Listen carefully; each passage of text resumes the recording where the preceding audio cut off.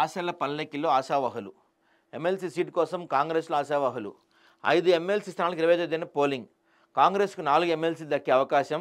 సామా రామ్మోహన్ రెడ్డి కూడా ఇచ్చే అవకాశం ఉందంట. సో దీని గురించి పెద్ద ఇష్యూ అవుతుంది కాంగ్రెస్ పార్టీలో. నాకంటే నాకు అని.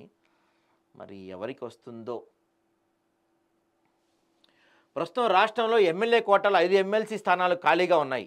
మార్చి 29వ తేదీ నాటికి శాసనమండలిలో 5 స్థానాలు ఖాళీ కాబోతున్నాయి. ఈ స్థానాలు భర్తీ చేసేందుకు ఎన్నికల సంఘం నోటిఫికేషన్ విడుదల చేసింది.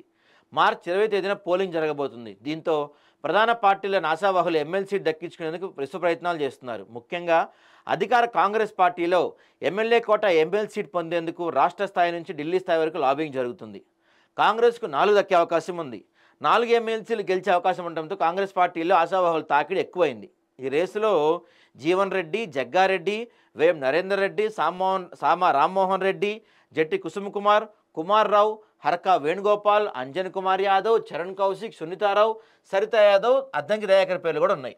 మరి వీరంతా పార్టీ అధిష్టానాన్ని ప్రశ్న చేసేందుకు విశ్వ ప్రయత్నాలు చేస్తున్నారు.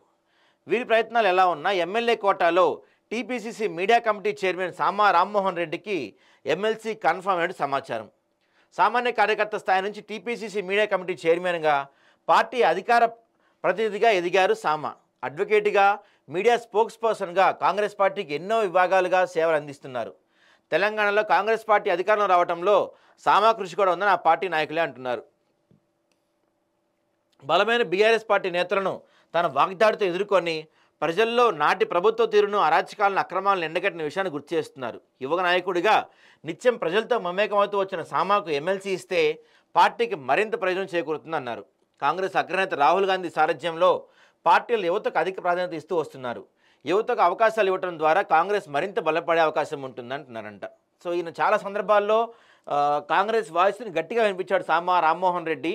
సో ఆయనకి వచ్చే అవకాశాలు కూడా బాగా ఉన్నాయంట. అంతేకాకుండా రాష్ట్రంలో యువ నాయకులను పార్టీ ప్రోత్సహిస్తుంది. అందులోనూ సామా రామ్మోహన్ రెడ్డి చాలా నేర్పరి. బీఆర్ఎస్లోని అగ్రనాయకులను సైతం ఎదుర్కొన్న రాజకీయ చతురు కలిగిన నాయకుడు. ఇలాంటి నాయకుడికి ఎమ్మెల్సీ ఇస్తే యువతకు మంచి సందేశం పంపినట్టు అవుతుందని పార్టీలోని యువ నాయకులు అభిప్రాయపడుతున్నారు. కేవలం టీపీసీసీ మీడియా కమిటీ చైర్మన్గానే విపక్ష నాయకులను చెడుగుడు ఆడుకుంటున్న సామాకు ఎమ్మెల్సీ ఇస్తే మరింత బలం చేకూరుతుందని అంచనా వేస్తున్నారు.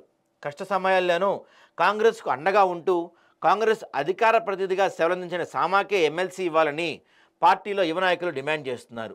సామాకు ఎమ్మెల్సీ ఇస్తే పార్టీలో యువతను మరింత ప్రోత్సహించడం అవుతుందని తమ అభిప్రాయం వ్యక్తం చేస్తున్నారు. మరి ఆయనకి ఎమ్మెల్సీ ఇస్తారేమో చూడాలి. ఎక్కువ అయితే వినపడుతుంది సామా రామ్మోహన్ రెడ్డిదే, మరి రామ్మోహన్ రెడ్డిదే చూడాలి.